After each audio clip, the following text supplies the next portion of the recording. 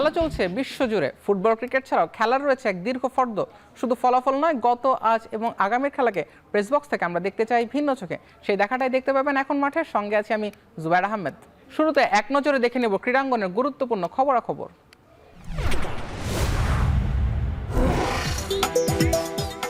অস্ট্রেলিয়ার বিপক্ষে টেস্ট সিরিজে অংশ নিতে বাংলাদেশ দলের দ্বিতীয় বহরের ঢাকা ত্যাগ। লিটন দাস ফেরায়, স্বস্তি নির্বাচক হাবিবুল বাশার সুমনের।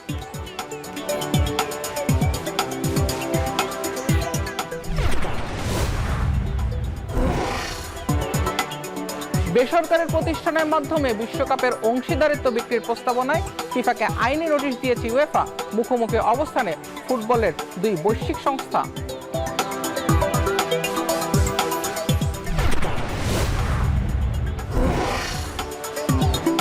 আরও একবার কমনওয়েলথ গেমসে পদক শূন্য বাংলাদেশ। মেডেল তালিকায় ছুটছে ভারত, শীর্ষে আছে অস্ট্রেলিয়া। আমি ভরসা রাখি হিরন স্মার্ট ওয়াটার পিউরিফায়ারে।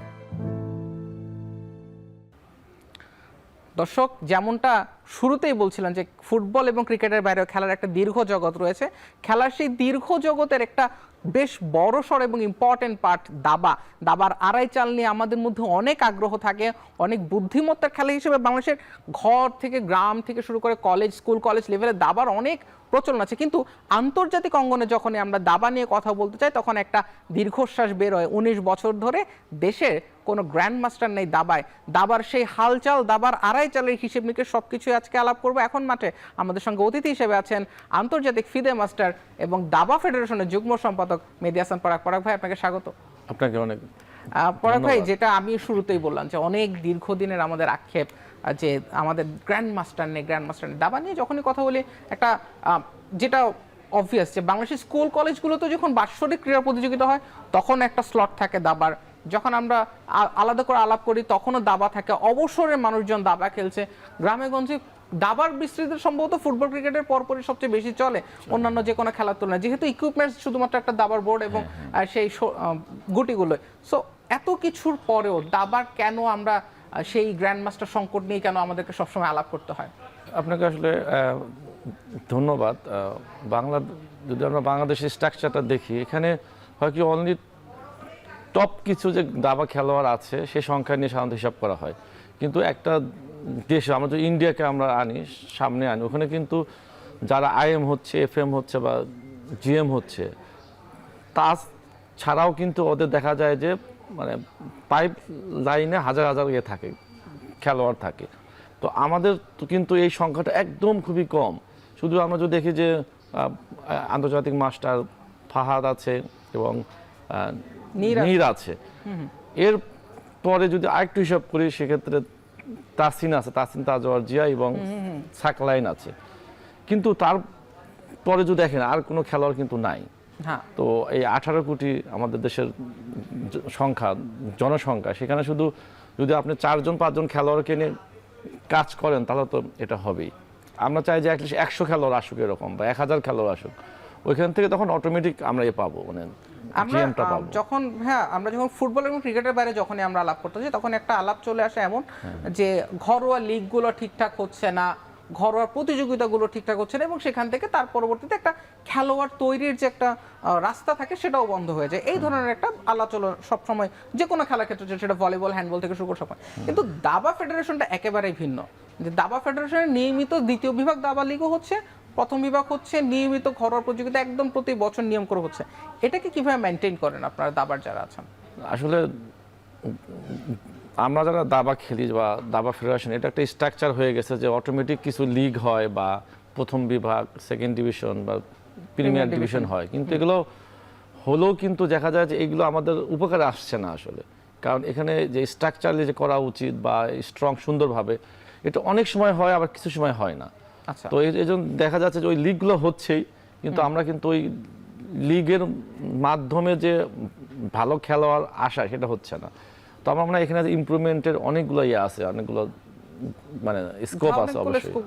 কিন্তু ভাই এই যে লিগগুলো হচ্ছে, প্লেয়াররা আসছে, তাদেরকে কেন দাবা ফেডারেশন ধরে রাখতে পারছে না? কারণ আমরা যদি দেখি যে স্বাধীনতার পর মোটামুটি 50 বছরের মধ্যেই মোটামুটি 47 থেকে 48 বছর ধরে লিগগুলো হচ্ছে।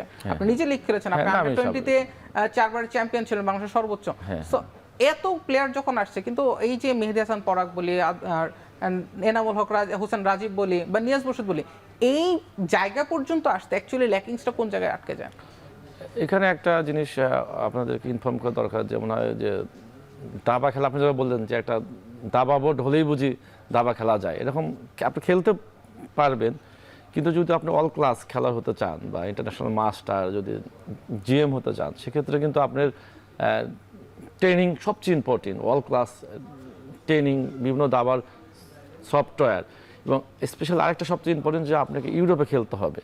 আর আমাদের বাংলাদেশে কিন্তু ওই মানের কোনো দাবা টুর্নামেন্ট গত 4-5 বছর একটা হয়নি। তো আপনি এখান থেকে কীভাবে অল ক্লাস খেলোয়াড় হবেন?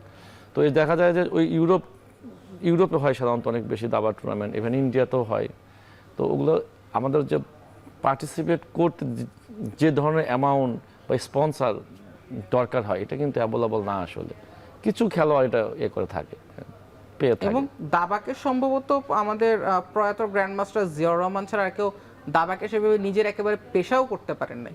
না, আর কেউ করতে পারেনি। তবে ওটার ভিতরে ইনামুল হোসেন রাজীব ছিল, উনি কিছুদিন করেছেন আর কি, চেষ্টা করেছেন কন্টিনিউ করা। তারপর সে হতাশ হয়ে এখন ইংল্যান্ডে গেছেন আর কি। হ্যাঁ, আমাদের দেশের গ্র্যান্ডমাস্টার ইংল্যান্ডে চলে যাচ্ছেন। আমরা আর পরাগ ভাই, আমরা একটু আলোচনার সুবিধাতে একটা জিনিস দেখতে চাইবো যে কোন দেশে কতজন গ্র্যান্ডমাস্টার আছে, সেই জায়গাটা আসলে পরে আমরা একটু বাংলাদেশের কনটেক্সটটাও তখন একবার দেখতে পারি যে বাংলাদেশে যে বিশ্বের কোন দেশে কোন গ্র্যান্ডমাস্টার। আমার টেকনিক্যাল টিমকে আমি একটু হেল্প চাইবো ডেটাগুলো প্রদর্শনের জন্য।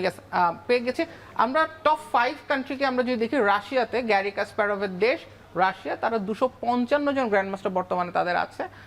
যুক্তরাষ্ট্রে আছে 101 জন, জার্মানিতে 96 জন গ্র্যান্ডমাস্টার, ইউক্রেনে 93 জন এবং ভারতে 88 জন। এবং এই সংখ্যাটা আরো বৃদ্ধি পেয়েছে, বেড়ে যেতে পারে বা খুব সম্প্রতি বেড়েছেও আমরা যতটুকু জানি, বিকজ ভারত এমন একটা দেশ প্রচুর দাবারও তারা প্রডিউস করছে। এবং এই জায়গাটার অ্যাকচুয়ালি তাদের এত ডেভেলপমেন্টটা কিভাবে হয়? মানে আমাদের হয় কি যে বাংলাদেশে যে মানে দাবা খেলোয়াড়ের যে সংখ্যাটা অনেক, কিন্তু কোয়ালিটি অফ দাবা খেলোয়াড় এটা কম। ইভেন ট্রেনিং ফ্যাসিলিটিসটা খুব কম, রিয়ারলি হাতে গোনা 2-1 জন দাবা খেলোয়াড় তারা হাউ টু মানে ট্রেন আপ করতে হয় এই ব্যাপারটা অবগত। তো ইন্ডিয়াতে কিন্তু ব্যাপারটা আলাদা। ওদের স্টেট বাই স্টেটে দেখা যায় যে যারা খুব অল ক্লাস ট্রেনার তারা করে, বিভিন্ন একাডেমি আছে ওনাদের, এবং স্টেট বাই স্টেট কিন্তু তাদের বিভিন্ন স্পন্সার আছে, যেমন ইন্ডিয়ান ওয়েল থেকে ইন্ডিয়ান রেলওয়ে। তো এই আর্থিক বিষয়টা যখন আপনাদের করতে পারবেন, মানে সলভ করা সম্ভব হবে আমাদের এখানেও।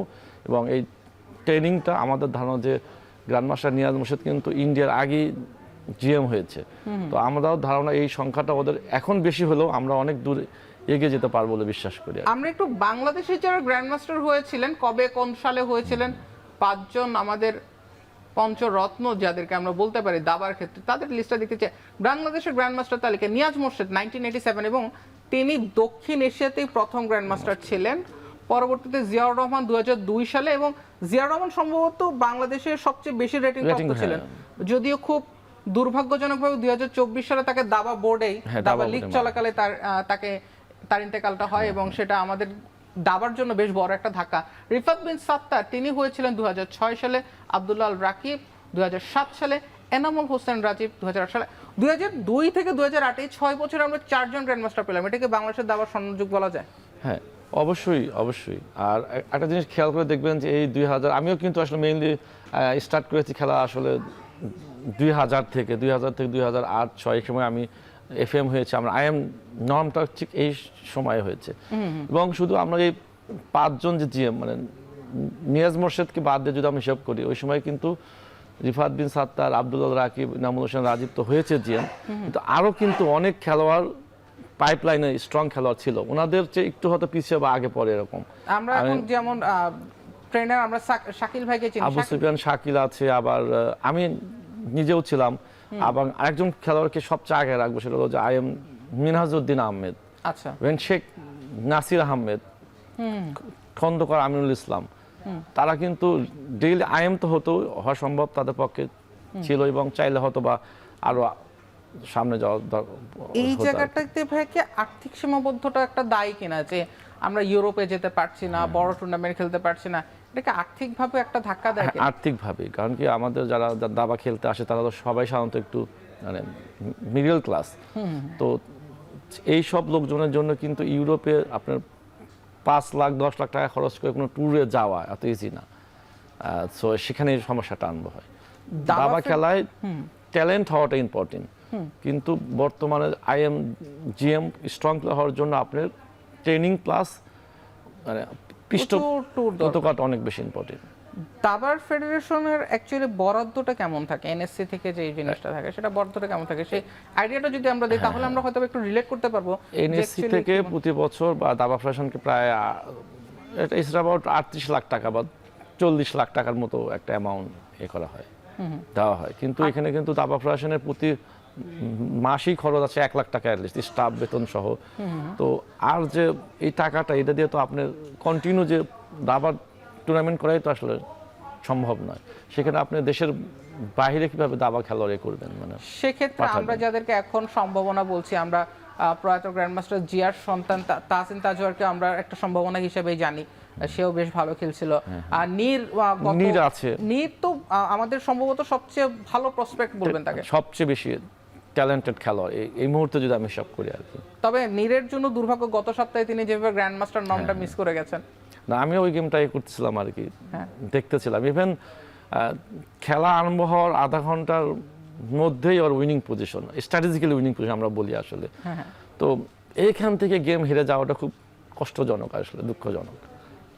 আমরা তো ভেবেছিলাম যে হয়ে যাচ্ছে আরেকটা নর্ম বুঝি ওর। নীরের এখন যদি আমরা ধরি যে নীরের অ্যাকচুয়ালি কয়টা নর্ম দরকার এবং ওর রেটিং এর কি অবস্থা?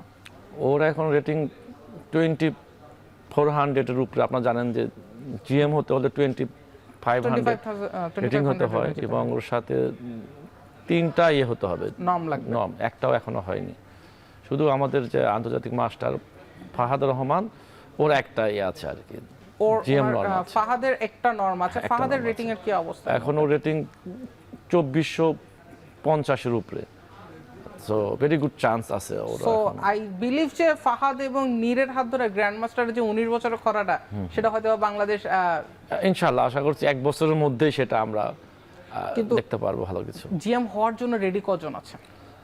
আসলে এই 2 জনের বাহিরে এখন পর্যন্ত আমি আসলে ওইভাবে অথবা তাহসিন তাজওয়ার জিয়া বা সাকলাইন আছে, তারা কিন্তু এখন আইএম হতে পারেনি। সো আনঅফিশিয়ালি বা আপনি সব করতে পারেন, কিন্তু অফিশিয়ালি আসলে সব করাটা টাফ।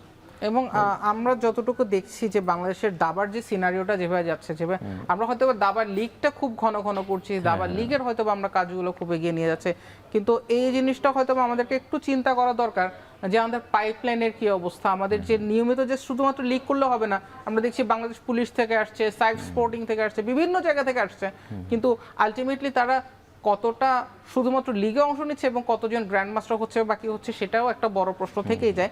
আমরা এই জিনিসগুলো নিয়ে আরো অনেকগুলো আলাপ করা আছে, বিশেষ করে বাংলাদেশের পাইপলাইনের যে কথাটা বলছি, আমরা দেখেছি কিছুদিন আগে নতুন করে হয়েছে, সেখান থেকেও অনেক প্লেয়ার আপনাদের কাছে এসেছিল, এবং সেগুলো নিয়ে আমরা আলাপ করব। অনেক বড় আলাপ আছে দাবার পাইপলাইন নিয়ে, এবং বিশ্ব দাবা নিয়ে আমার কিছু প্রশ্ন থাকবে, তবে সেগুলো সবগুলোই করবো একটা বিরতির পরে। এখন মাঠে নিয়ে নিচ্ছে একটি বিরতি, ফিরছি একটু পরে।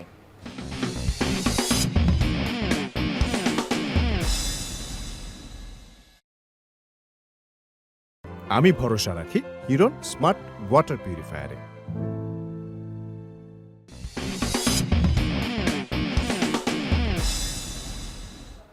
বিরতির পর ফিরে এলাম, দেখছেন এখন মাঠে। আমাদের সঙ্গে আলোচনার জন্য আছেন আন্তর্জাতিক ফিদে মাস্টার মেহেদী হাসান পরাগ। পরাগ ভাই, আমরা বিরতি যাওয়ার আগে আমি বলেছিলাম যে আমরা পাইপলাইন নিয়ে একটা কথা বলেছি, এবং এটাও সত্যি কথা যে আমি নিজের ব্যক্তিগত অভিজ্ঞতায় যদি একটু বলি, আমি আমাদের কলেজ লাইফে আমি দেখেছি যে কালচারাল প্রোগ্রাম হলে সেখানে দাবার জন্য একটা নির্ধারিত স্লট থাকতো। আমাদের ইউনিভার্সিটি লেভেলগুলোতেও কালচারাল ফেস্ট যখনই হচ্ছে সেখানে দাবা থাকছে, কিন্তু এত যে দাবা হচ্ছে সেখান থেকে আপনারা প্লেয়ারদেরকে কিভাবে ন্যাশনালের আন্ডার-20 বলি বা ন্যাশনাল যে দাবা লিগ বলি, সেখান থেকে অ্যাকচুয়ালি প্লেয়ারদেরকে আপনারা কিভাবে নিয়ে আসেন, সেই প্রসেসটা যদি একটু জানাতেন। আমাদের আসলে প্রত্যেক বছর ইয়ুথ চ্যাম্পিয়নশিপ হয়ে থাকে সাধারণত আন্ডার 8, 10, 12 এভাবে হয়, এবং আন্ডার 20 যেটা হয় আন্ডার চেস, এখান থেকেও কিছু খেলা আসে এখানে।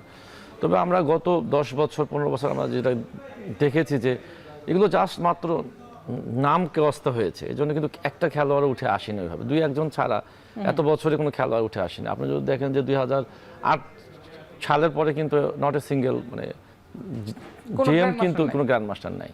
তো তার মানে বোঝা যাচ্ছে যে এগুলো টুর্নামেন্ট যেভাবে হয়েছে সামথিং ইজ রং। এখানে আমাদের করতে মানে অনেক মনোযোগ দেওয়ার উপায় আছে আর কি এখানে। এখন ধরেন একজন বাচ্চা যদি এখন চিন্তা করে যে হ্যাঁ আমি এখন আইএম হব, আমি একজন এফএম হব, বা আমি একজন জিএম হব, সে অ্যাকচুয়ালি তার যাত্রাটা কিভাবে শুরু করবে? তাকে তো অবশ্যই আগে দাবা শিখতে হবে। আসলে মেইনলি হয় কি যে এখনকার বর্তমানে দেখা যায় কেউ ইন্টারনেটে কিছু শিখে বা অনলাইনে একটা ভিডিও দেখে খেলতে আসেন, ভাবে যে খেলোয়াড় হয়ে গেছে, এরকম না। তাকে অবশ্যই যে আমাদের দাবার যে যারা ভালো ট্রেনার আছে এদের কাছে নিতে হবে, 1-2 বছর 5 বছর হতে পারে। তারপরে ইন্টারন্যাশনাল যে দাবার টুর্নামেন্টগুলো তার আগে করতে হবে, খেলতে হবে। তবে অবশ্যই এখানে দাবার ট্রেনিংটা মানে কন্টিনিউ করতে হবে, থাকতে হবে। পরাগ ভাই, কিছুদিন আগেই নতুন করে স্পোর্টস আমরা দেখলাম যে অনেক বাচ্চাদেরকে আমরা দেখলাম বিভিন্ন ডিসিপ্লিন থেকে তারা খেলতে আসছে, এবং নতুন করে স্পোর্টসের প্রথম বছরেই কিন্তু দাবাও যুক্ত ছিল, এবং তারা পরবর্তী দাবা ফেডারেশনে এসছে, সেখান থেকে তারা নিজেদেরকে প্রুফ করার ট্রাই করেছে।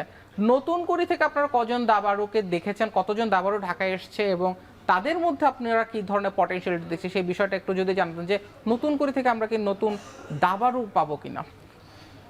আমরা নতুন করে অনুষ্ঠান থেকে যেমন দেখেছি যে একটা ছেলে হয়েছে, চ্যাম্পিয়ন হয়েছে, যেটা যে বয়েজ আউসাব নাম মোস্ট প্রবাবলি। তো ও কিন্তু মেইনলি এই নতুন কুড়ি থেকে এসেছে। তো এইবার যেহেতু আমাদের দাবা খেলাটা একটু আলাদা, কারণ কি এখানে যাদের বয়স 12 হয়ে যায়, 12-13 মানে 14 এরকম হয়ে যায়, ওইখানে মেইন প্রবলেম তো যে ওইখানে স্টার হতে হবে ওই সময়, ওই এজেই আপনাকে। আমরা যদি গ্র্যান্ড মাস্টার নিয়াজ মুশকিল দেখি, সে কিন্তু 11, 12, 13 বছর বয়সেই বাংলাদেশে হয়েছে, মানে চ্যাম্পিয়ন হয়েছে। আবার আমাদের বর্তমান যে নীর আছে, ইভেন আমিও কিন্তু অনেক কম বয়সে। তো এইবার যে নতুন কুইটা ছিল, এটা কিন্তু এজটা ছিল 12 থেকে মানে 14 বছর। আমাদের কিন্তু অনেক দাবা খেলোয়াড় যারা ইয়াং অ্যাটেন্ড করা সক্ষম হয়নি তারা। তো আপনাকে একটা গুড নিউজ দিয়ে এরপরে থেকে 8 বছর থেকে মনে হয় এটা অ্যাড হবে। তো ওই সময় আমরা দেখবো যে এই নতুন কুড়ি থেকে আমরা আশা করছি অ্যাটলিস্ট হিউজ সংখ্যক খেলোয়াড় আসবে, আমরা বিশ্বাস করি আর কি। শুধু তো ভাই পদক প্রাপ্তিটাই শেষ কথা না, এর বাইরেও অনেকেই নতুন কুড়িতে তারা রেজিস্ট্রেশন করেছে, তারা খেলেছে বা ন্যাশনাল পর্যায়ে এসছে। এই যে যারা ন্যাশনাল পর্যায়ে এসছে তাদেরকে নিয়ে গভর্নমেন্টের একটা আলাদা পরিকল্পনা আছে যে তাদেরকে বিকেএসপিতে নিয়ে সেখান থেকে ট্রেন আপ করানো হবে। বাট দাবা ফেডারেশন অ্যাকচুয়ালি এই উদীয়মান দাবাড়ুদেরকে নিয়ে কি পরিকল্পনা করছে? আপনি তো এখন ফেডারেশনেও যুক্ত। হ্যাঁ, আমাদের আইডিয়া হলো যে সমস্ত খেলা উঠে আসবে এদেরকে আমরাও একটা মানে ক্যাম্প করতে চাই, যাদের 3 মাস 6 মাস বা 1 বছর হোক না কেন, ওদের কন্টিনিউ যেন একটা এতে থাকে, মানে ট্রেনিং প্রসেসে থাকে, যেন হারায় না যায় আর কি। মানে যারা ইয়াং ট্যালেন্টেড, তারা দেখা যায় কি যে 1-2টা কিছু টুর্নামেন্ট খেললে তাদের খারাপ হয়, রেজাল্ট হয়, তখন তারা আর খেলতে আসে না, হতাশ হয়ে যায়, এবং গার্জিয়ানও ভাবে যে একে দ্বারা হবে না বুঝি। কিন্তু একজন স্পোর্টসম্যান জানেন এখানে কিন্তু অনেক গেম আপনি আপস অ্যান্ড ডাউন, অনেক গেম হারতে হবে। আর আমাদের বিখ্যাত ওয়ার্ল্ড চ্যাম্পিয়ন কাবাবলাঙ্গা তিনি বলেছেন যে আপনি আগে 100 গেম হারেন, তারপরে আপনি খেলোয়াড় হওয়ার জন্য চেষ্টা করেন। তো ওই সমস্ত যারা খেলোয়াড়, যাদের ডেইলি অনেক ভালো থাকবে, মানে চান্স থাকবে, ওদেরকে নিয়ে আমরা করতে চাই আর কি, কাজ করতে চাই।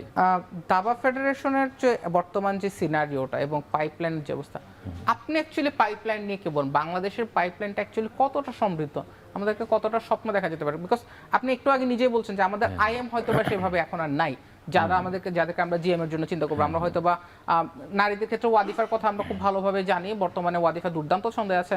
আমরা ছেলেদের মধ্যে ফাহাদ এবং নীরকে আমরা দেখছি খুব কম সংখ্যক নামে ঘোরাফেরা করছে, কিন্তু খেলোয়াড় অনেক আছে, অনেকে খেলতে চাইছেন, বাংলাদেশের আনাচে কানাচে অনেক প্লেয়ার আছে। সো পাইপলাইনের অবস্থাটাকে অ্যাকচুয়ালি আপনি কিভাবে জাজ করবেন? না, আমাদের মেইনলি তো আমাদের বাংলাদেশে যে দাবাটা আগায় নেয় বা আগাচ্ছে না, মেনলি আমাদের পাইপলাইন আসলে খেলোয়াড় সংখ্যা খুবই সামান্য। মানে 18 কোটির একটা দেশ, সেখানে মাত্র দেখা যাচ্ছে আমরা 1 জন 2 জন 3 4 জন খেলোয়াড়কে নিয়ে বিভিন্ন দেখতেছি আর কি, মানে স্বপ্ন দেখতেছি। It's bad. আমাদের যদি 100 জন থাকতো, নীর থাকতো বা ফাহাদ রহমান, তখন কিন্তু এদের মধ্যে কেউ না কেউ IMGM অটোমেটিক হবে, আমাদেরকে হিসাব করার দরকার নেই। তো আমরা এটাকে নিয়ে গিয়ে করতে চাই, মানে কাজ করতে চাই যে 1 জন 2 জন না 100 জন 1000 জন যেন আমাদের এই লম্বা লাইনে থাকে। কারোর রিং হবে 2100 2200 2300, অটোমেটিক যেন এখান থেকে খেলোয়াড় হয়, এটা আমাদের আইডিয়া আর কি।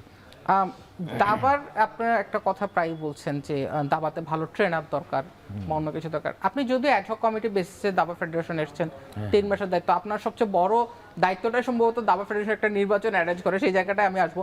বাট দাবায় কি বিদেশি ট্রেনার নিয়ে আসার কোনো পরিকল্পনা কি আপনাদের আছে কিনা? না, আমাদের ওইভাবে নাই, কারণ কি আমাদের বাংলাদেশে যদি আপনি ইয়াং যারা কিডস তাদেরকে যদি ট্রেন আপ করতে চান, সেক্ষেত্রে কিন্তু আমাদের যে সাধারণ সম্পাদক আছে গ্র্যান্ড মাস্টার নিয়াজ মোর্শেদ, উনি কিন্তু এনাফ। আমিও নিজেও মেইনলি একজন দাবা ট্রেনার। আমি কিন্তু এই যে মনন টেজানির এবং এদের কিন্তু আমি অনেক দিন করেছি, ট্রেন আপ করেছি, এবং ইন্টারন্যাশনাল মাস্টার আবু সুফিয়ান শাকিল আছে, সে কিন্তু জাতীয় ক্রীড়া পরিষদের।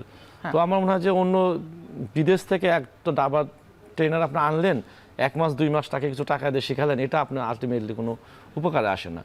আমাদের দরকার যে লং টার্ম, হ্যাঁ, কোনো যদি বিদেশি কোচকে যদি আপনি 4-5 বছর কন্টিনিউ করতে পারেন, তখন সেক্ষেত্রে এটা উপকার হয়। আদারওয়াইজ আমাদের বাংলাদেশে যারা ট্রেনার আছে এদেরকে নিয়ে আমরা কাজ করতে চাই। অবশ্য নিয়াজ মোর্শেদ ভাইয়ের প্রোফাইলটাও বেশ লম্বা, এবং আমার মনে আছে বেশ আজকে থেকে প্রায় 8-10 বছর আগে, যখন এই স্বাধীনতা 50 বছর পূর্তির সময় বাংলাদেশের শ্রেষ্ঠ ক্রীড়াবিদের তালিকায় নিয়াজ মোর্শেদ তৃতীয়তে ছিলেন, আরো 2 জনের পরপরই ছিলেন। সো নিয়াজ মোর্শেদের যে লেগাসিটা, এটা অ্যাকচুয়ালি বাংলাদেশ ক্যারি করতে পারলো না। এটা বোধ করি বাংলাদেশের জন্য একটা দুর্ভাগ্য যে এত বছরও নিয়াজ মোর্শেদের লেগাসিটা ক্রিয়েট করতে পারলো না বাংলাদেশের কেউ। এরপর আমি বলবো যে 2007-8 এর পরে বা 8-9 এর পরে হয়েছে কি, আমাদের দাবা ফেডারেশন যারা এসেছে কর্মকর্তা বা এরা বিভিন্ন কমিটিতে, তারা সবাই কিন্তু দাবা খেলোয়াড় ছিল না কেই। তারা মেইনলি বিভিন্ন আননোন সংগঠক, ফুটবল থেকে আসছে বা অন্যখান থেকে, ক্রিকেট এখান থেকে আসছে। তো দাবা খেলাটা কিন্তু টোটালি আলাদা। এখানে কিন্তু আপনার অন্য কোনো জায়গা থেকে এসে ঠিক বুঝতে পারবেন না যে এখানে এটা কোথায় আসলে, কী কাজ করতে হবে আপনার। তো এখন আমার বিশ্বাস যে এখন যেহেতু আমরা যারা দাবা খেলোয়াড় ওরাই তো আছি কমিটিতে, নিয়াজ ভাই আছে, আমি আছি, আরও কিছু আছে, তো এখন হয়তো এই বিষয়টা আসলে চেঞ্জ হবে বলে আমি বিশ্বাস করি। দাবার যখন আমরা 2nd ডিভিশন করছি, 1st ডিভিশন করছি, প্রিমিয়ার লিগ করছি, এই যে দাবার লিগগুলো নিয়মিত হচ্ছে, সেখান থেকে যখন প্লেয়ারদেরকে কি আমরা কি সবসময় সে গতবাত 10-12 জনকেই পাচ্ছে, নাকি নতুন কেউ আসছে, এবং তাদেরকে অ্যাকচুয়ালি ট্রেন আপকে আপনাদের লুক আফটার করার প্রসেসটা কীরকম? আপনারা যদি দেখেন গত এই 10-15 বছরে এই যে লিগগুলো হয়েছে, এখান থেকে কিন্তু নতুন কোনো খেলোয়াড় আসেনি। ওকে। এবং তারপরেও যে 2-1 জন আসে, যেটা বললাম যে তাদেরকে মানে কি করতে হবে তারা বুঝতে পারে না। এই খেলোয়াড়গুলো তাহলে অ্যাকচুয়ালি কারা? এটা কি প্রত্যেকই শখের খেলোয়াড়? এটা হলো মেইনলি শখের বশত খেলে তারা, মানে তারা কিন্তু মানে এক্স্যাক্টলি প্লেয়ার নয়, মানে কন্টিনিউ অনেক বছর ধরে খেলতেছে দাবা, কিন্তু এদেরকে নিয়ে আপনি অল ক্লাস খেলোয়াড় করতে পারবেন এরকম না। আসলে এই সংখ্যাটাও অনেক, মানে আপনার হবে যে অনেক খেলোয়াড় আছে বাংলাদেশে, কিন্তু এগুলো দিয়ে আসলে লাভ হবে না। আপনাকে আনতে হবে ইয়াং ট্যালেন্টেড খেলোয়াড়, যাদের আন্ডার 10-8 এর ভিতরে খেলোয়াড়গুলো আনতে হবে আপনি। আমরা অবশ্য ওয়ার্ল্ড দাবাতে আমরা ঠিক সেভাবে দেখি যে আমরা বর্তমান চ্যাম্পিয়ন গুগোস ডোমারা যুগে যদি বলি, সেও বেশ খুব কম বয়সে সে হয়েছে। ম্যাগনাস কার্লসেনকে আমরা ওয়ার্ল্ডের ওয়ান অফ দ্য বেস্ট দাবাড়ু হিসেবে চিন্তা করি, তারও শুরুটা বেশ একেবারে ছোটবেলা থেকে। এই যে ইন্টারন্যাশনাল এবং বাংলাদেশের দাবাড়ুদের মাধ্যমে কি শুধু মেধার বিকাশটাই শুরুর যে পরিকল্পনা সেখানটায় ঘাটতে দেখবেন, নাকি দাবার যে মনস্তত্ত্বের খেলা, সেই মনস্তত্ত্বের খেলা তো বাংলাদেশ অনেকটা পিছিয়ে যায়? সব দিকেই আছে, আসলে পিছিয়ে আছে। কারণ হয় কি যে আপনার মনস্তত্ত্ব তো দাবা খেলায় তো সবচেয়ে ইম্পর্টেন্ট, কিন্তু এই সাইকোলজি। তো এখানে যখন আপনি ওয়েল ট্রেন আপ না হবেন, ওয়েল ইনফরমেশন আপনার কাছে না থাকবে, তখন কিন্তু আপনি অটোমেটিক মানে যাবেন, মানে পেছন দিকে হাঁটতে থাকবেন। তো যেমন ইন্ডিয়াতে কি হচ্ছে, এরা তো আমাদের চেয়ে খুব বেশি ট্যালেন্টেড এরকম না, কারণ তারা কি কেন আগে থাকে, কারণ তাদের ইনফরমেশনটা থাকে বা তাদের ওয়েল ট্রেন আপ করার একটা জায়গা থাকে, ওপেনিংটা তারা ভালো মতো স্টাডি করছে। আমাদের দেশে যখন খেলতে আসে খেলে, কিন্তু এরা কীভাবে ওয়াল চেস কীভাবে আগায় গিয়েছে, এখানে দাবার যে সফটওয়্যারগুলো আছে চেস বেস থেকে মানে স্টার্ট করে অনেক অনেক কিছু আছে, কিন্তু এগুলো সম্পর্কে আপনি এক্স্যাক্টলি থাকতে হবে, ধারণা থাকতে হবে। আপনারা যখন যারা নির্বাচিত কমিটিতে আসছেন, আপনারা যখন দাবা নিয়ে কাজ করছেন, আপনাদেরকে তো একটা দায়িত্ব দিয়ে আনা হয়েছে যে আগামী 3 মাসের মধ্যে আপনাদের একটা দাবা একটা ইলেক্টেড গভর্নমেন্ট বডি আনতে হবে, যারা হয়তোবা বাংলাদেশের দাবাকে সামনের দিকে এগিয়ে নিয়ে যাবে। ইলেকশন প্রসেসটার দিকে আমরা যদি একটু দাবার বাইরে থেকে একটু সাংগঠনিক জায়গা থেকে আসি, ইলেকশন প্রসেসটা অ্যাকচুয়ালি কতটা চ্যালেঞ্জিং আপনাদের জন্য? তা তো অবশ্যই, কারণ আমাদের একটা জিনিস বুঝতে হবে যে আমাদের যারা দাবা, বিশেষ করে দাবা ফেডারেশন, ইলেকশনটা আসলে আমি বলি যে ফুটবল ক্রিকেটে সবাই কিন্তু ইলেকশন করতে চায়, হ্যাঁ, তারা কাউন্সিলরশিপ, কিন্তু আমরা যদি দাবা তো বাংলাদেশে ওইভাবে কোনো জনপ্রিয় কোনো গেম নয়, খেলা নয়, সারা ওয়ার্ল্ডে থাকলেও বাংলাদেশে অতটাই বাংলাদেশে প্রচলিত গেম, কিন্তু জনপ্রিয় গেম। হ্যাঁ, তো এখানে যখন আপনি ইলেকশনের মাধ্যমে একটা কমিটি আনবেন, এখানে কিন্তু অনেক স্ট্রং অর্গানাইজার বা খেলোয়াড় তারা ইলেকশন করতে আর রাজি হবে না। তো ইলেকশনে দেখা যায় যে অনেক যাদেরকে আপনি আশা করেননি দাবার এখনো কাজ করবে না, তারা কিন্তু আসার সম্ভাবনা থাকে আসলে। তো এই জন্য ইলেকশন যেটা, এটাকে একটু সময় নিয়েই আগানো উচিত আমি বলে বিশ্বাস করি। আর 3 মাসকে আপনাদের জন্য যথেষ্ট সময় কেনা? 3 মাসটা একটু অল্প টাইম আসলে, আমরা মেবি আরেকটু সময় বৃদ্ধি করে যেন একটা স্পেস থাকে। সেক্ষেত্রে কি আপনারা এনএসসির সঙ্গে বা জাতীয় ক্রীড়া পরিষদকে ক্রীড়া পরিচালকের সঙ্গে বা গভর্নমেন্টের সঙ্গে কি এইসব নিয়ে আলোচনা করার ইচ্ছা আছে কিনা, যে এই দাবা ফেডারেশনের বাস্তবতার নিরিখে সেটাকে আরেকটু বাড়ানো হোক? আমরা আলোচনা করতে চাই, আমাদের মাননীয় ক্রীড়া প্রতিমন্ত্রী আছেন আমাদের অভিভাবকের মতো, এবং আপনারা দেখছেন যে আমাদের জাহিদ পারভেজ, উনিও তো ক্রীড়া পরিচালক হয়েছেন। হ্যাঁ, উনি তো আমাদের খুব কাছের একজন মানুষ আসলে। তো ওনার সাথে আমরা এই বিষয়ে আলোচনা করতে চাই যে আমাদের জন্য একটু স্পেস থাকে, এত সময়টার জন্য একটু বৃদ্ধি করা হয়, আমরা যেন ওইভাবে আগাতে পারি একটু। পরাগ ভাই, আপনি দায়িত্ব নেওয়ার পরপরই দাবা ফেডারেশনের একটা ভিডিও সোশ্যাল মিডিয়ায় দিয়েছিলেন, যেখানে দাবা ফেডারেশনের বেশ দোষ আমরা দেখেছি, এবং দাবার যে পরিবেশটা অ্যাকচুয়ালি একজন প্লেয়ারকে যে মাইন্ড সেটের জন্য যে সে মাইন্ডলি ফ্রেশ থাকবে, সেই পরিবেশটা কিন্তু দাবা ফেডারেশনের বর্তমান যে অবস্থা এনএসসি টাওয়ারে, সেই ভবনটাই নেই। আমরা সেটা নিয়ে আলোচনা করব এবং আমরা বৈশ্বিক দাবা নিয়ে আলোচনা করব, তবে সেটার জন্য একটা ব্রেকের দরকার হচ্ছে। তার আগে এখন মাঠে নিচ্ছে আরেকটু বিরতি, ফিরছে একটু পরেই।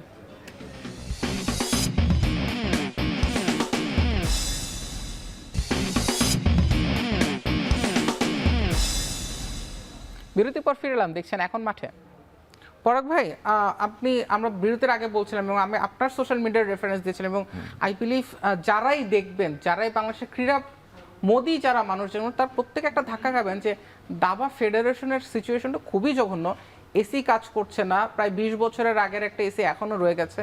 এবং আমি একটু পেছন থেকে আসতে চাই এই প্রশ্নটাতে আসার আগে, বিকজ আমার নিজের জন্য একটা বড় ধাক্কা ছিল তখনকার সেই সময়টায়।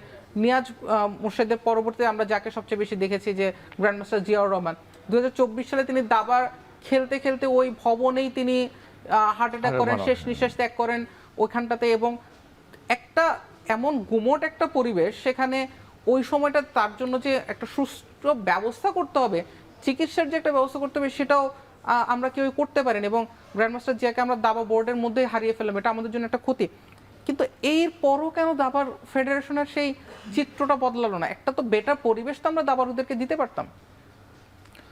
আমি এটা যেটা বললাম আর কি, আমাদের দাবা ফেডারেশন যে কর্মকর্তা বা যারা এসেছেন, তারা কিন্তু দেখেন যে সবসময় তারা যা ক্ষমতাটা করেন আর কি, পছন্দ করেন যে আমি এখানে থাকতে চাই, কাজ করতে চান না কিছুই। যদি আপনি দেখেন আমরা 5ই আগস্টের পরেও যদি দেখি গত 24 থেকে, তারপরেও যারা ছিল ক্ষমতা, তারা কিন্তু একটা কাজ করেনি ফেডারেশনের, তারা এই অবস্থা হতো না। তো তারা তো ক্ষমতা থাকার জন্য কিন্তু উঠে পড়ে লাগছে মোটামুটি যে থাকবে এরকম। তো আমরা এখন এসেছি, তো আমরা যেহেতু নিজেই খেলো, আপনারা জানেন যে আমি বাংলাদেশের চ্যাম্পিয়ন হয়েছি অনেক, মানে জুনিয়র চ্যাম্পিয়ন বা অনেক, আমরা যেহেতু খেলোয়াড়, আমরা এটা সম্বন্ধে খুব বেশি অবগত যে একজন খেলোয়াড়ের সবচেয়ে সমস্যাটা কোথায় করে ফেস আর কি দাবা খেলতে আসলে, সেটা আমাদের দেখেছি এই দাবা ফেডারেশন। এসিগুলো কাজ করে না, ওয়াশরুমের কোনো ঠিক নাই। এখানে তো মানে ভদ্র কোনো মানুষ সুস্থ কোনো মানুষ এসে দাবা খেলা তার জন্য টাফ। তো এই স্ট্রাকচারে আপনি কিভাবে আইএম হবেন, জিম হবে, এত কিছু আশা করেন কিভাবে? আগে তো এখানে করতে হবে, এটা আপনার ঠিক করতে হবে। তো আপনাকে আসার কথা এটা বলতে চাই যে আমরা আসার এক সপ্তাহের মধ্যেই কিন্তু আমরা এনেছি, মানে একটা আইডিয়া করেছি যে নিয়াজ ভাই আছেন এটার উদ্যোক্তা হিসেবে, যে আমাদের দাবা ফেডারেশনের যে পরিবেশটা আছে এখন বর্তমানে, এগুলোতে আমূল পরিবর্তন, অল ক্লাস স্ট্রাকচার না হওয়া পর্যন্ত আমরা 1 মাসের জন্য সমস্ত খেলা অফ করে রেখেছি আসলে। এবং আমরা কথা দিচ্ছি এখানে যে 1 মাসের মধ্যে ইনশাল্লাহ আমরা এই দাবা ফেডারেশনটা আপনি যদি ভিজিট করেন দেখবেন যে সব চেঞ্জ হয়েছে কিন্তু ইনশাল্লাহ। ভাই এটা তো অ্যাকচুয়ালি দীর্ঘদিনের একটা অবহেলার ফসল। হ্যাঁ, 1 মাসে কি অ্যাকচুয়ালি চেঞ্জ করা যাবে? 1 মাসে আসলে সব সম্ভব না, তবে আমরা যতটুকু সম্ভব এটা আমরা করতে চাই। বিশেষ করে এসি তো আপনি চাইলেই করতে পারেন চেঞ্জ, বা যে স্ট্রাকচারগুলো একটু সমস্যা হয়েছে এটা ঠিক করা সম্ভব। আর আমাদের দাবার তো একটা সমস্যা হলো যে আমাদের কিন্তু নিজস্ব কোনো স্পেস নাই। হ্যাঁ। এই জন্য আমরা চাইলে যে একটা সুন্দর ব্যবস্থা করবেন এটার কিন্তু উপায় নেই। তো আমরা অবশ্য এই জায়গাটা বাংলাদেশের সব ফেডারেশন একটা কমপ্লেন করতে যে তাদের যে রুম সংকটের যে ব্যাপারটা থেকে যায়। আর তারপরও দাবা ফেডারেশন সম্ভবত একমাত্র ফেডারেশন যারা জাতীয় ক্রীড়া পরিষদের একটা ভবনটাতেই তারা ফেডারেশনের কার্যক্রম চালায়। এই জায়গাটাতে অ্যাকচুয়ালি জাতীয় ক্রীড়া পরিষদকে কতটা দায়িত্বশীল ভূমিকা দেখতে চান, যে তারা অ্যাকচুয়ালি, কারণ সংস্কারের করতেও একটা আর্থিক ব্যাপার থাকে, বাজেট মাত্র 38 লাখ টাকা সারা বছরের জন্য। তো সংস্কারের ক্ষেত্রে জাতীয় ক্রীড়া পরিষদকে কতটা সহযোগী ভূমিকায় পেতে চান? এখন তো আশা করছি অনেক, কারণ কি এখন মাননীয় ক্রীড়া প্রতিমন্ত্রী আমিনুল হক ভাই এবং জাহিদ পারভেজ চৌধুরী ভাই তো জাতীয় ক্রীড়া পরিষদে হয়েছেন, মানে পরিচালক হয়েছেন। তা ওনার সাথে তো আমাদের সাথে সাক্ষাৎ করা, দেখা করাটা অনেক ইজি। আর ওনারা যেহেতু নিজেই ছিলেন ক্রীড়াবিদ ছিলেন, তো আমরা বিশ্বাস করি যে উনি আমাদের যে সমস্যাগুলো এগুলো কথা শুনবেন এবং এগুলো যেন আমরা একবারে করতে পারি, সলভ করতে পারি, সেই বিষয়ে উনি কার্যকরী নেবেন। আমরা আশা করি দাবা ফেডারেশনের এবং দাবার যে সিচুয়েশন সেই জায়গাটাতে অ্যাকচুয়ালি খুব দ্রুত সমাধান হবে। বিশেষ করে যে জিনিসটা বলেন যে ওয়াশরুমের প্রবলেমটা বা পরিবেশ জড়িত প্রবলেমটা, আপনাদেরকে এর বাইরে কোনো পরিকল্পনা আছে যে ফেডারেশনের কার্যক্রমগুলোকে এনএসসি টাওয়ারের অন্য কোনো জায়গায় বা ভবিষ্যতে পরবর্তীতেই এই জায়গাটা থেকেই যদি দাবা ফেডারেশনকে বের করা যায়, এই ধরনের কোনো পরিকল্পনা কি আছে এর মাঝে? আমাদের তো আছেই। আমাদের যেটা বললাম যে এখন বর্তমান যে গভর্নমেন্ট তারা কিন্তু স্পোর্টসকে নিয়ে যেভাবে আগাচ্ছে, যেভাবে কাজ আগাচ্ছে, তো আমরা আশা করব যে আমাদের দাবাকে যেন একটা আলাদা স্থাপনা তারা ব্যবস্থা করেন, তাহলে আমরা দেখা যাবে এই সমস্যাটা হবে না। ভাই একটু বহির্বিশ্বের দাবায় যেতে চাই, এটা আমার পার্সোনাল খুব আগ্রহের জায়গা থেকে বললাম। সবসময় সংকটের গল্প করতেও একটু নিজের কাজ নিজেদের স্বাভাবিকভাবে মানুষ হিউম্যান সাইকোলজি, বাট একটু বহির্বিশ্বের দাবায় যেতে চাই। দাবার বর্তমান যে জগৎটা আমরা দেখছি, যে এটা আমার কাছে পার্সোনালি ফিল হয়, ফুটবলে যদি মেসি এবং রোনালদোর একটা দ্বৈরথ চলে, দাবায় বর্তমানে হিকারু এবং ম্যাগনাস কার্লসেনের একটা দ্বৈরথ চলছে। কার্লসেনকে কি সর্বকালের সেরা বলা যায় কিনা? এটা আসলে ম্যাগনাস কার্লসেনকে সর্বকালের সেরা আসলে আপনি যদি পছন্দ করেন হয়তো বা বলতে পারেন, কিন্তু ওইভাবে বলাটা টাফ। কারণ ক্যাসপারভ আছেন, গ্যারি ক্যাসপারভ, তো ওনাকে কিন্তু ম্যাক্সিমাম খেলোয়াড়ই আগায় রাখেন আসলে। হয়তো ম্যাগনাস কার্লসেন এখন খেলছে বলে এরকমই হচ্ছে এবং সোশ্যাল মিডিয়ার যুগে কার্লসেনের প্রতি একটা নজর। But Bobby Fischer, Magnus Carlsen এবং গ্যারি কাসপারভ, মেহেদী হাসান পরাগের চোখে যদি র্যাঙ্কিং করতে বলি 1, 2, 3 কাকে কোথায় রাখবে? অবশ্যই গ্যারি কাসপারভকে 1 নম্বরে রাখবো আমি, তারপরে ম্যাগনাস কার্লসেন 2 এবং 3-এ হলো ববি ফিশার। এই জায়গাটাতে আমি একটু আসতে চাই। আমি ম্যাগনাস কার্লসেনের আমি অনেকগুলো খেলা দেখেছি যে তিনি অপোনেন্টকে তিনি প্রেসারে রাখছেন, তিনি নিজে ব্লিটজ গেমগুলোতে তিনি দেরি করে আসছেন, লেট এন্ট্রি নিচ্ছেন, তারপর খুব কুইক কিছু মুভ দিচ্ছেন।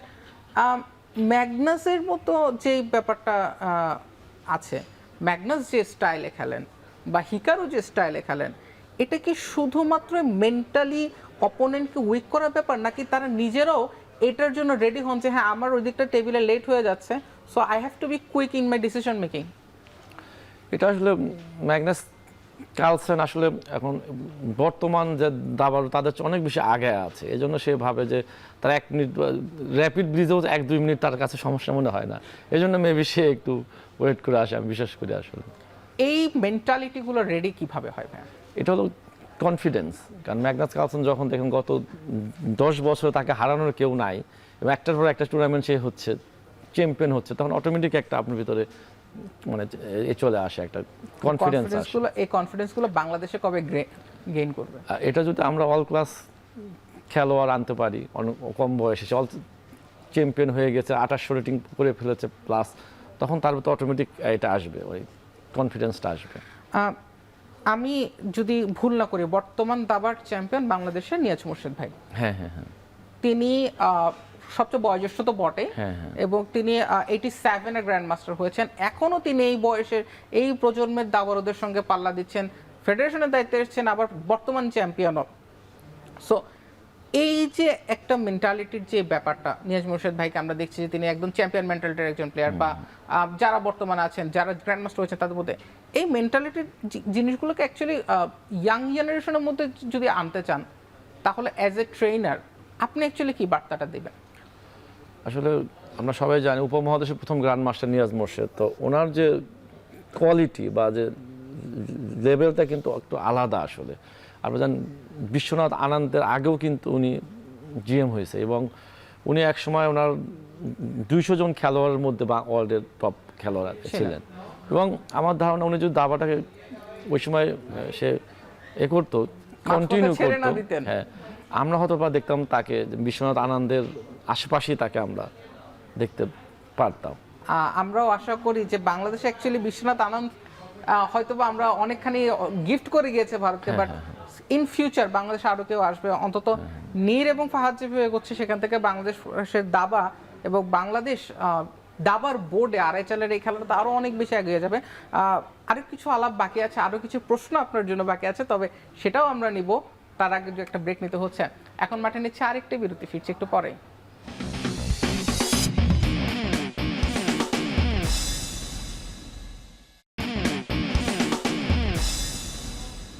বিরতির পর ফিরে এলাম, দেখছেন এখন মাঠে। আমাদের সঙ্গে আছেন আন্তর্জাতিক ফিদে মাস্টার মেহেদী হাসান পরাগ।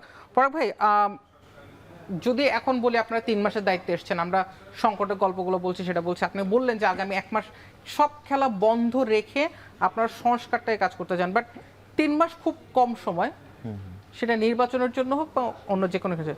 যদি বলি যে বাংলাদেশের দাবার সঙ্গে নিশ্চয়ই আপনার যুক্ত থাকার ইচ্ছে আছে, সেজন্য ফেডারেশনে আসা, যদি লং টার্ম একটা প্ল্যান করতে বলি, আপনার ভিশনে অ্যাকচুয়ালি বাংলাদেশের দাবা আগামী 4 বছর বলি, 5 বছর বলি, সেটাতে আপনাদের কি প্ল্যান আছে?